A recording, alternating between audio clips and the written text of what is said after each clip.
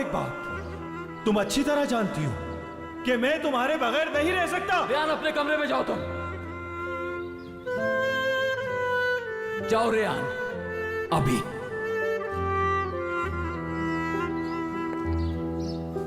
रेहान को जबरदस्ती भेजा था उसने।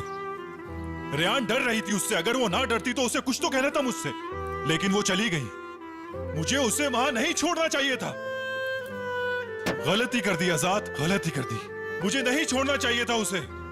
वो कुछ कहना चाहती थी मुझसे, मुझे नहीं जाने देना चाहिए था। किस चीज का इंतजार कर रहा हूं मैं, किस चीज का? जेनर में सिर्फ इसलिए चुप हूं कि रेहान को कुछ ना हो जाए। मेरा यकीन करो, सिर्फ रेहान की वजह से मैंने उस वक्त मेहरान को छोड़ दिया था।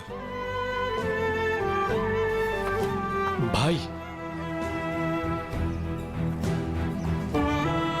मैं जानता हूं रेहान वहां किसी मजबूरी की वजह से रह रही है। लाजमी मुझे कुछ बताना चाहती है। वो जरूर अपना मसला बताएगी मुझे। सब्र रेहान, मैं तुम्हें अकेला नहीं छोड़ूंगा।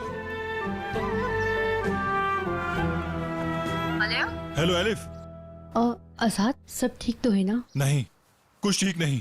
रेहान से बात करनी है मुझे, वो भी फेस टू फेस। क्या पागल हो गए हो क्या? प्लीज ऐसा मत करो।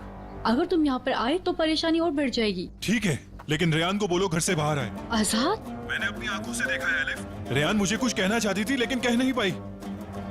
या तो मेरी मदद करो रेहान से बात करवाने में, या फिर मैं आ रहा हूँ उससे खुद बात करने। आजाद प्लीज बात को समझो, थोड़ा सब्र करो। वैसे कहाँ तुम? क्यों, क्या करोगी तुम? अपने भाई को भेजोगी मुझे रोकने? मैं फैसला कर चुका हूँ एलिफ, अगर मेरी मदद करनी है तो करो, वरना मैं वहाँ आ रहा हूँ। एक मिनट, मेरी बात तो सुनो।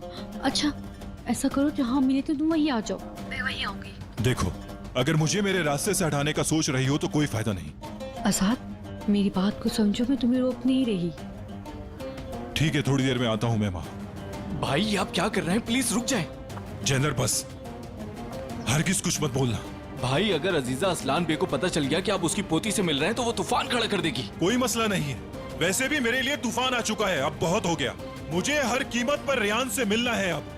अगर ना मिल पाया तो मैं उसके घर जरूर जाऊंगा, जो होना है हो जाए, मैं देख लूंगा।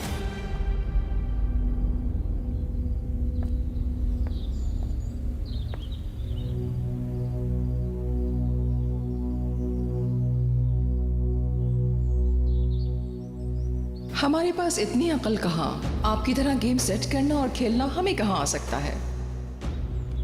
लेकिन ये बात सच है कि इस काम में हमारा कोई हाथ नहीं। अगर तुम्हारी जगह मैं होती तो मैं भी तुमसे यही सवाल करती। हो सकता है ये सब अपनी बेटी के सुख के लिए किया गया हो।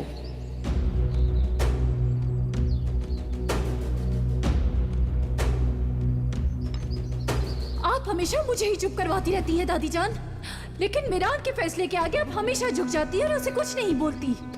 अगर आप कुछ नहीं कर सकती तो मुझे बता दे, मैं खुद कुछ कर लूंगी।